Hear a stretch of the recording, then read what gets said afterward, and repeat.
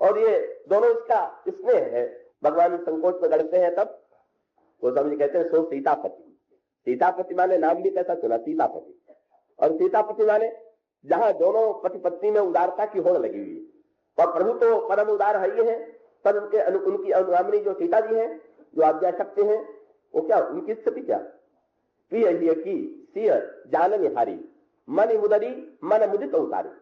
श्री किशोरी जी ने अपने हाथ की मुदरी उतार लिया और उतार करके धीरे से प्रभु को दे दिया। और प्रभु जब देने लगे तो शब्द क्या था, कहे कृपालु ले उतराई। शब्द देखे आप, एक एक शब्द में प्रभु के उनका वो स्वरूप दिखाई देता है जो उनके चरित्र का सच्चा अर्थ है। भगवान राम के चरित्र में ही बात में। तो आप जब कोई सेवा कर ले, परिश्रम कर ले, तो पहले तो चेष्टा यही करते हैं कि हम अधिक परिश्रम ले ले, कम दे। पर अगर कुछ ऐसे उदाहरण मिल जाए कि कम सेवा लेके अधिक दे, तो तुरंत कह देते हैं कि लो भाई ये तुम्हें इनाम दे रहा। भगवान राम क्या दे रहे हैं, भगवान राम दे रहे हैं नाव पार उतारने की उतराई। कैसे उतराई हुई, और श्री सीता जी की वह मणि जटित दिव्य मुद्रिका जो महाराज श्री जनक के द्वारा दी गई है, कल वो मुद्रिका दे रहे हैं। भगवान राम को कहना चाहिए था कि केवट लो तुम्हें पुरस्कार दे रहे हैं, लो तुम्हें दान दे रहे हैं। पर भगवान राम के शब्द की संभाल तो देखिए। भगवान राम कहते हैं कहे कृपालु ले उतराई। तुम्हारा पारिश्रमिक दे रहे हैं, पुरस्कार नहीं दे रहे हैं। पुरस्कार दे रहे हैं माने तुम्हारे काम से अधिक दे रहे हैं, और पारिश्रमिक दे रहे हैं इसका तुमने जितना किया उसके अंदर ही दे रहे हैं, उससे अधिक नहीं दे रहा है। जो इतना अधिक देने के बाद भी दूसरे को पारिश्रमिक का करके दे रहा है, उसके बोलने में कितनी सजगता। और केवट, और उस केवट से जिसके बोलने में बिल्कुल सजगता नहीं, जो अपनी ओर से इस भाषा को बोलता है, भगवान राम उसकी भाषा में भी रख लेते हैं, पर स्वयं बोलते हैं तो कहते उतरा। उस समय केवट का सच्चा चित्र आया। केवट अहंकारी नहीं था, केवट भगवान राम का अनादर नहीं कर रहा था, वो तो भगवान राम के चित्र को समाज के सामने प्रकट कर रहा था। उसे पता चल गया था कि ये कितने उदार है, और वो चाहता था कि और लोग भी आज देख लें कि कितने उदार है। और केवट ने उस समय चरण पकड़ करके कहा कि महाराज आप क्या दे रहे हैं। शब्द क्या था, वही भगवान राम का चरित्र है।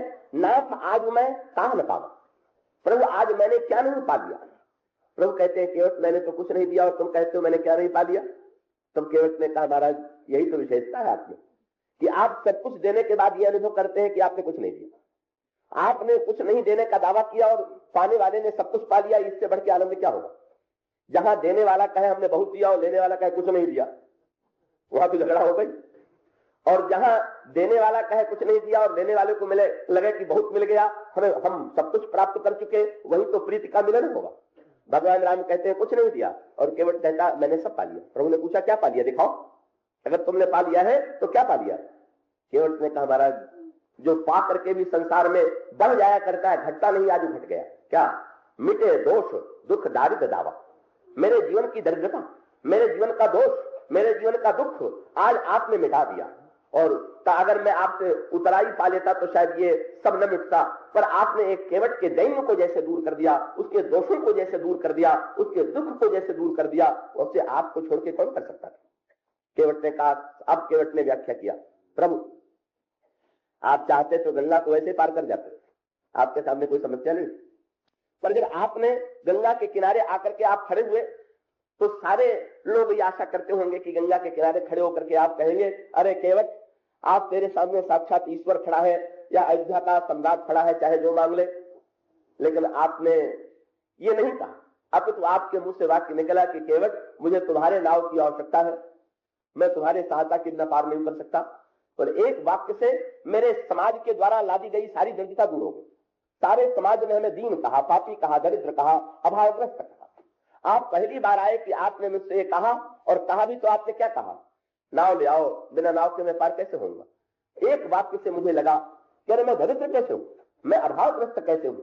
सारे संसार और विश्व को देने वाला जब मुझसे मांग रहा है तो मुझसे बड़ा कोई नहीं। एक वाक्य ने आपने इतना बड़ा बना दिया कि अब ले लूंगा तो छोटा बन जाऊंगा, इसलिए अब वही बड़ा रहने दीजिए कि मैंने दिया आप में, हमारा आपका नाता यही ठीक रहेगा। और प्रभु अगर आप अर्थ दे देते आप, तो अर्थ कितने दिन टिकने वाला, धन तो आकर के चला जाने वाला है, और फिर आपकी कृपा दृष्टि है तो सब कुछ उपलब्ध है।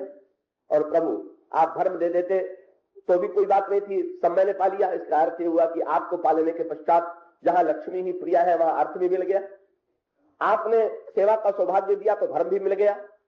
आप तो मेरी नौका को स्पर्श करके सुंदरी भी बना सकते थे, पर मैंने यह स्वीकार कर दिया, तो आप तो काम भी दे सकते थे, पर मैंने नहीं दिया। और प्रभु आप मोक्ष के दाता हैं, तो आपने तो मुझी को मोक्ष का दाता बना दिया, और मोक्ष का दाता इन्हें बना दिया। केवट से तो भगवान राम का अनोखा संवाद हुआ। केवट ने प्रभु से कहा कि उन्होंने कहा नहीं लेना पड़ेगा। जब प्रभु से कहने पर भी नहीं लिया, तब लक्ष्मण जी ने कहा। ये रामायण भर में एक ही पात्र है जिसको लक्ष्मण जी ने मनाने की चेष्टा की, और कोई नहीं। लक्ष्मण जी जिसको मनाते हैं वो केवल केवट, क्योंकि लक्ष्मण जी थोड़ी देर पहले थोड़ी से भौहों के टेढ़ेपन के द्वारा उसके व्यवहार पर क्षुब्धता प्रकट कर चुके थे। और फिर श्री सीता जी ने कहा कि नहीं, अच्छा तुम मेरे कहने से ले लो। पर आनंद तो यही है कि जहां तीनों खड़े होकर के मना रहे हैं, पर यहाँ बोले बहुत कीण प्रभु लखन सिंह पर नहीं कछु केवट ले। और इसका अर्थ है कि जब किसी को आवश्यकता ऐसी दरिद्रता मिट जाए कि जब कुछ की आवश्यकता ही न पड़े, तो समझना चाहिए कि अब दरिद्रता मिट गई। इसलिए गोस्वामी जी ने कहा जग जाचिए को उन जाचिए जी, जग जाचिए जानकी जान मिले। अगर जांचना करना है तो केवल प्रभु से मांगो। क्यों? कि जही जाचत जाचकता जल जाए, जिसको जिनसे मांगने से दरिद्रता मिट जाया करती। और ये दिखाई दे गया, सब मना रहे हैं, नहीं दे रहा। तो प्रभु ने कहा मुझे संतोष कैसे होगा, तुम्हें तो दरिद्रता मिट गई, तो तुम्हारी तो दीन तुम कहते हो तो मैं मान लेता हूं, पर मैं तो संकोच में गड़ा जा रहा हूं। तो केवट ने तुरंत कहा कि फिर एक कार्य कीजिए। क्या? बोले फिरती बेर नाथ जो देवा, सो प्रसाद जन सिर धर लेवा। कहो लौटती समय जो आप देंगे वो मुझे वो प्रसाद उतराई मत दीजिएगा, उतराई तो तब भी नहीं लेंगे। का उतराई दीजिएगा तो नहीं लूंगा, प्रसाद देंगे तो लूंगा। अभी प्रसाद दे दूं, बोले अभी प्रसाद भी नहीं लूंगा, जब लौटते समय देंगे तब प्रसाद। क्या मीठा वाक्य। बोले महाराज प्रसाद तो तब बनता है जब उसको वो ग्रहण कर लिया जाए। अभी तो आप यात्रा में जा रहे हैं, प्रसाद तो लौटते समय बनेगा। अभी तो आप दे देंगे तो प्रसाद नहीं माना जाएगा। पर इसका अर्थ क्या हुआ? बोले केवट ने ये क्यों कहा? केवट ने मानो बांध दिया। और बांध क्या दिया? कोई ऋषि मुनि मिलता है तो भगवान से कहता है मुक्ति दीजिए, आवागमन के बंधन से छुड़ा दीजिए। पर केवट मिला तो उसने संकेत किया, बोले मैं चाहता हूं कि मैं भी आवागमन में बना रहूं और आपका भी आना जाना बना ही रहे। मुक्ति उक्ति नहीं चाहिए, वो दीजिए, मुनियों को बांटिए, वो उन लोगों के काम की चीज है। यहाँ तो हम यही कहेंगे कि आप जाइए और फिर लौट करके आइए, पुनरागमन आए थे। और भगवान राम ने भी ऐसा केवट से नाता जोड़ा कि जब राज्याभिषेक हो गया और विदा करने लगे तो केवट को हृदय से लगा दिया और तब उसने प्रसाद दिया। वो सब का निर्वाह प्रभु ने किया। तब कृपावली बोल निषादा दीने भूषण बसन प्रसादा।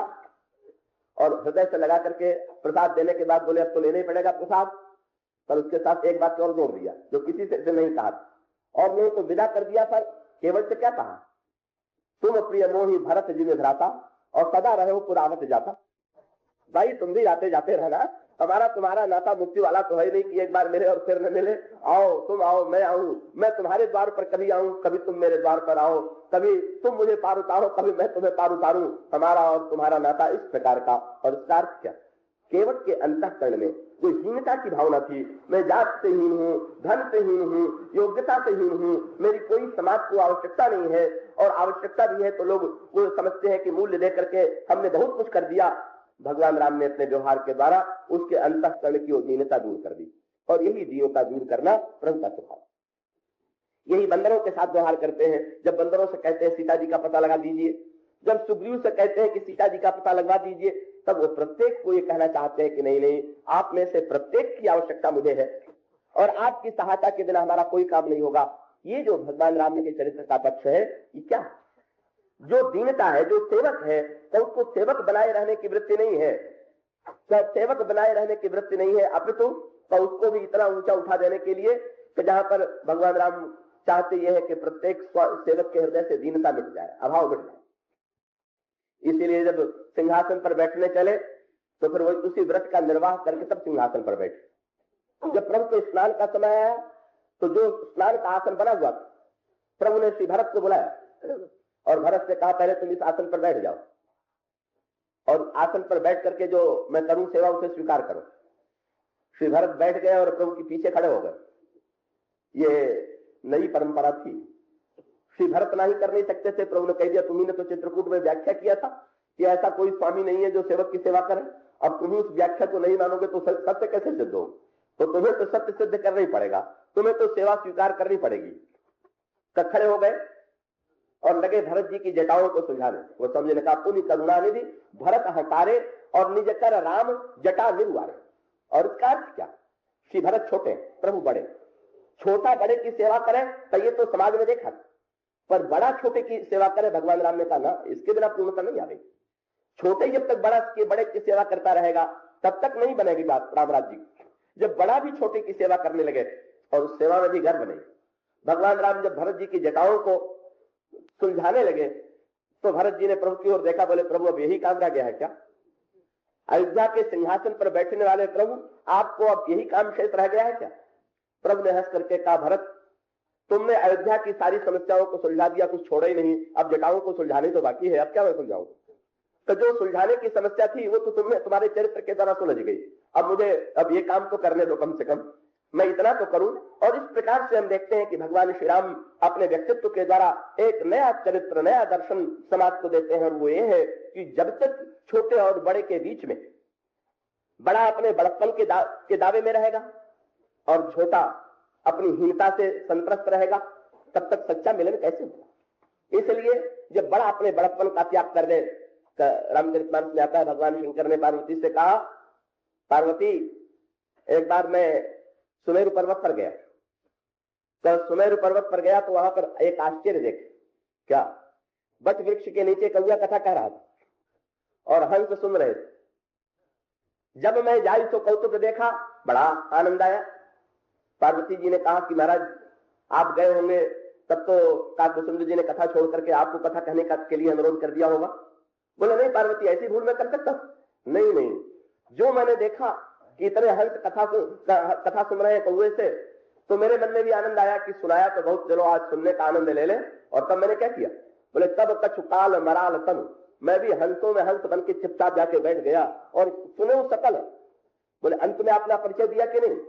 बोले ना, तब कछु काल मराल तनु भरित कीन निवास, और सुने सकल रघुपति चरित्र और पुण्य आए कैलाश। बिना परिचय दिए चले आए। और इसका अर्थ क्या हुआ? भगवान काकभूषुंड जी के मन में शंकर जी के प्रति प्रगाढ़ आदर की भावना, पर भगवान शंकर के अंतःकरण में कहीं बड़प्पन के प्रदर्शन का कोई स्थान ही नहीं है। तो भगवान शंकर जो है प्रसन्न हो रहे हैं क्या? तो इसमें उन्हें काकभूषुंड नहीं दिखाई दे रहे, कौआ बैठा हुआ ये नहीं दिखाई दे रहा। ये नहीं सोच में आया कि कौआ बैठा हुआ, लगने लगा धन्य है हमारे प्रभु की कथा कि जो कौए को इतना ऊंचा उठा देती है कि हंस भी सुनते हैं। इसलिए तो प्रभु के कथा के प्रति आदर है, ये कौए के प्रति आदर नहीं। और इसका अर्थ ये हुआ, इसका तात्पर्य हुआ कि सच्चे अर्थों में तब बड़े छोटे का जो नाता है, तो उस नाते का आधार शुद्ध प्रेम ही हो सकता है। भगवान राम ने अपने व्यक्तित्व के द्वारा लघु के मन के में लघुता मिटा करके का उसके अंतःकरण में ऐसे प्रेम रस का संचार किया, उस प्रेम रस की पराकाष्ठा चित्रकूट की इस भूमि में दिखाई दे रही। और वो प्रेम रस की पराकाष्ठा क्या? भगवान राम ने गुरु जी से एक बार भी नहीं कहा कि महाराज केवट को हृदय से लगाना चाहिए। भगवान राम ने गुरु जी से या ऋषि मुनियों से कभी नहीं कहा। उन्होंने तो इतना किया कि केवट को मित्र कह करके पुकारा और ये समाचार चारों ओर फैल गया कि प्रभु केवट को मित्र मानते हैं। और इस एक वाक्य के द्वारा प्रभु का जो ये वाक्य था वो महामंत्र की तरह। तो एक बड़ी समस्या आती है ना, हम जब इन चरित्रों को पढ़ते भी हैं तो कहीं ना कहीं हम बहाना ढूंढ करके उसे भागते हैं। कैसे जन एक बार कहा कि ठीक है भगवान राम ने केवट को हृदय से लगा लिया तो ईश्वर है, तो न ईश्वरा चरितम चरे, ईश्वर के चरित्र का अनुकरण थोड़ी करना चाहिए। तो मनुष्य को तो अपनी सामाजिक व्यवस्था का पालन करना चाहिए। लिख दिया तुलसीदास जी ने तो ठीक है, ईश्वर जो करे हम थोड़ी कर सकते। गोस्वामी जी जानते थे कि ये लोग ऐसे ही करेंगे, इसलिए उन्होंने बताया कि पहले ईश्वर ने किया, पर श्री भरत तो ईश्वर नहीं। फिर श्री भरत ने उसी को स्वीकार किया।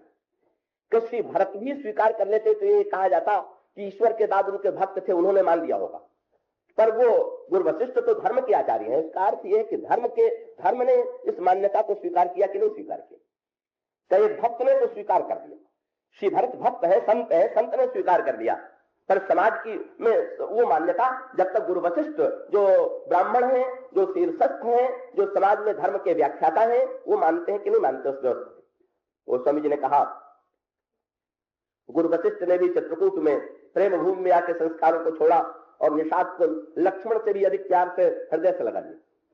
चारों ओर फूल बरसने लगा। फिर भी डर यही था कि कहीं ये विद्वान महापुरुष ये व्याख्या न कर दे कि ये तो अपवाद है, नियम थोड़ी। इनके पास इतने महामंत्र हैं व्याख्याओं के बदलने के, कि उस महामंत्र के द्वारा वो कोई न कोई ये ईश्वर है इसलिए ठीक नहीं है, वो भक्त है इसलिए ठीक नहीं है, गुरु वशिष्ठ ने किया तो अपवाद है, नियम तो सबके लिए होता है। गोस्वामी जी ने वो रास्ता भी नहीं रहने दिया। क्या हुआ?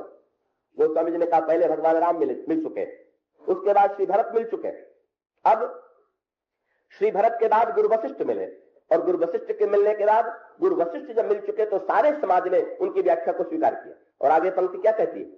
आगे के अगली पंक्ति को पढ़िए। गुरु वशिष्ठ के मिलने के बाद जब मिलन प्रारंभ हुआ तो सारे अयोध्या के एक एक नागरिक ने सम्मिली केवट उमग अनुरागा, प्रत्येक ने हृदय से लगाया, और इस तरह से धर्म की व्याख्या बदल गई। गुरु वशिष्ठ ने जब लगा लिया तो लोगों ने समझ लिया कि जब भाई गुरुदेव हृदय से लगाते हैं तो फिर हमारे सामने प्रश्न कहां रह गया। तब तो ये व्याख्या सब स्वीकृत हो गई। तो अच्छा भाई दया करके लगाया होगा? बोले ना, पूर्जा ने सकल सराहे भागा। प्रत्येक अयोध्या वासी केवट को हृदय से लगा के अनुभव कर रहा है कि हमारा बड़ा सौभाग्य। क्यों? उन लोगों को लग रहा है कि केवट से बढ़ करके मिलने में आनंद किसी से नहीं। क्यों? बोले केवट को प्रभु ने भी हृदय से लगाया, भरत जी ने भी हृदय से लगाया, गुरु जी ने भी हृदय से लगाया।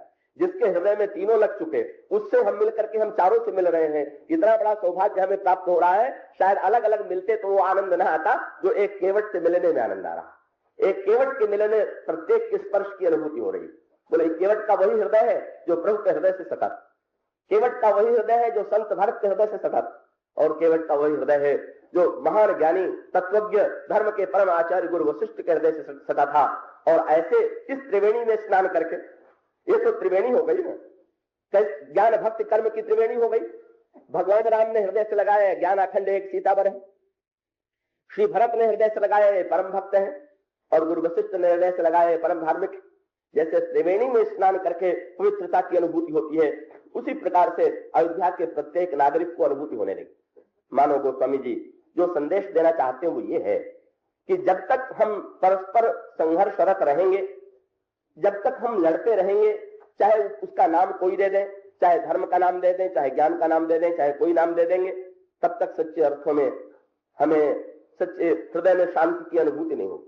अगर हम शांति और राम राज्य अपने हृदय में चाहते हैं तो हमारा कर्तव्य ये है क्या कि हम भक्ति की पृष्ठभूमि पर सो सीतापति भजन कर, ये सीतापति जो है जिस प्रकार से अपनी करुणा के द्वारा सबको अपना रहे हैं, उसी प्रकार से हम अपने राष्ट्र में, अपने परिवार में, अपने समाज में, अपने प्रिय से निकट व्यक्तियों से, सबसे जहां पर निकटता है वहां और निकटता, और जहां दूरी है वहां पर भी सामिप्य लाने की चेष्टा, ये मानो इस प्रसंग का विशेष दर्शन। पिछले दिनों में आपके सामने प्रीति और मिलन का यही दर्शन चला। मुझे कोई शिकायत नहीं है, प्रभु की इसमें भी कोई अनुकंपा रही होगी। अगर कोई अनुचितपूर्ण बात कही गई होगी तो क्या वो प्रभु की प्रेरणा से उसके द्वारा भी वो कुछ प्रकट कराना चाहते हो सकता है इसी बहाने ये प्रेम और मिलन का प्रसंग आया और हम लोगों के लिए हमें भी कुछ अधिक कहने का अवकाश मिला, आपको अधिक सुनने का अवकाश मिला। इसलिए मैं कृतज्ञ हूं सबके प्रति, जो आलोचक है उनके प्रति, और जो स्नेह से इतनी बड़ी संख्या में आप आए हुए हैं। आप सब लोगों के इस प्रेम से प्रकट होता है कि आपके मन में प्रीति का संचार है। मैं इन शब्दों के साथ इस प्रसंग को समाप्त करता हूं। हरन घोर त्रयशूल सो कृपालु मोहितो ही पर सदा रहु अनुकूल श्यावर राम का चरित्र, जिस ग्रंथ का नाम रामचरितमानस है, तो उसमें कुछ शब्द जो है तो गोस्वामी जी ने प्रयोग तो किए। का एक शब्द तो है इतिहास, का दूसरा शब्द है चरित्र, का तीसरा शब्द है कथा, और चौथा शब्द है लीला। तो ये शब्द सांकेतिक शब्द हैं, और इन सांकेतिक शब्दों के माध्यम से ही तो गोस्वामी जी के दृष्टिकोण को और उनकी राम कथा को हृदयंगम किया जा सकता है। तो इसकी विस्तृत व्याख्या का आज अवसर नहीं है, किंतु इसे संक्षेप में मैं स्पष्ट कर दूं, और उसी संदर्भ में श्री रंगनाथन जी के प्रश्न का उत्तर भी आ जाएगा। इतिहास एक शब्द प्रयुक्त हुआ है भगवान राम के चरित्र की गाथा के लिए। रामचरितमानस के अंत में भगवान शंकर कहते हैं, कहूं परम पुनीत इतिहासा, सुनत श्रवण छूटई भव पासा। पर इतिहास शब्द का प्रयोग रामायण में बड़े गिने चुने ही स्थानों पर किया गया है। तो गोस्वामी जी के बहुत प्रिय शब्दों में से यह शब्द नहीं है। तो उन्हें शब्द जो अत्यंत प्रिय है वे है चरित्र, और उससे भी अधिक प्रिय है कथा और लीला। इतिहास की तुलना में गोस्वामी जी ने इन शब्दों को अधिक महत्व इस दृष्टि से दिया कि अगर केवल ऐतिहासिक संदर्भ में ही, केवल ऐतिहासिक दृष्टि से ही श्री राम कथा को देखने की हम चेष्टा करेंगे तो हमारे समक्ष कुछ ऐसी समस्याएं आएंगी कि जो परिणाम में अनिष्टकारी सिद्ध हो सकती हैं। इसका तात्पर्य यह नहीं है, जैसा कि अभी मैंने कहा कि भगवान शंकर इसके लिए इतिहास शब्द का प्रयोग करते हैं, और इतिहास शब्द का प्रयोग करते हैं इसका अभिप्राय हुआ कि इस देश में काल विशेष में तो भगवान श्री राम ने जन्म लीला, उन्होंने अपनी लीलाएं इस धरती पर करके इस धरती को पवित्र किया, रावण का वध करके राम राज्य की स्थापना की। यह इसका इतिहास पक्ष है। पर इतिहास पक्ष के साथ साथ जो प्रश्न उठ खड़े होते हैं और जिसका समाधान देने के लिए गोस्वामी जी लीला और कथा शब्द का प्रयोग करते हैं, ये बड़े महत्व के शब्द हैं। और वो ये है कि अगर यह केवल इतिहास है तो इतिहास शब्द के साथ साथ उसके अर्थ की ओर आपका ध्यान गया होगा। तो इतिहास शब्द जो बना हुआ है वो बना है इतिहास, ऐसा हुआ। किसी बीती हुई घटना का जब हम वर्णन करते हैं या उसे सुनते हैं तो इतिहास। तो अगर केवल हम भगवान राम के चरित्र को इतिहास की दृष्टि से देखें तो उसका परिणाम यह होगा कि हमें स्वीकार करना होगा कि राम कभी थे और आज नहीं।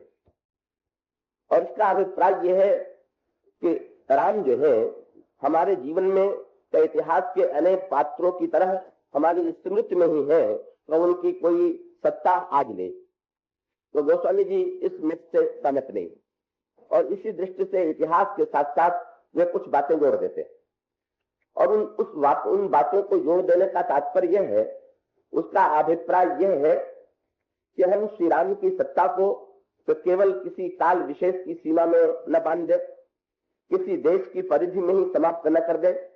और इसीलिए तुलसीदास जी कुछ ऐसी बातें कह जाते हैं जो उनके कवि हृदय को समझे बिना, उनकी दृष्टि को समझे बिना समझ में नहीं आ सकती। जैसे एक बात ले ले, अगर वाल्मीकि रामायण को देखें तो महर्षि वाल्मीकि भगवान राम के समकालीन, और उन्होंने भगवान श्री राम के चरित्र का वर्णन किया बड़े दिव्य इतिहास के रूप में। और गोस्वामी जी का जन्म केवल आज से 500 वर्ष पहले हुआ, और ऐसी स्थिति में कह सकते हैं कि वाल्मीकि भगवान श्री राम के अधिक निकट थे और तुलसीदास जी अधिक दूर थे। काल की एक लंबी दूरी श्री राम और तुलसीदास के बीच में विद्यमान है, लेकिन गोस्वामी जी की दृष्टि को उस भाव भूमि को यदि हम ग्रहण करें तो एक अनोखी बात सामने आती। क्या महर्षि वाल्मीकि समकालीन तो है ही, उनका गौरव तो महान है ही, पर गोस्वामी जी एक ऐसी बात कहते हैं कि जिसको पढ़ करके ऐसा लगता है कि गोस्वामी जी समकालीन होने के साथ साथ श्री राम के से उससे भी अधिक निकट है जितने महर्षि वाल्मीकि। क्यों? महर्षि वाल्मीकि तो देवर्षि नारद से ये प्रश्न करते हैं कि इस संसार में सबसे बड़ा गुणवान व्यक्ति कौन है, और तब देवर्षि नारद श्री राम का वर्णन सुनाते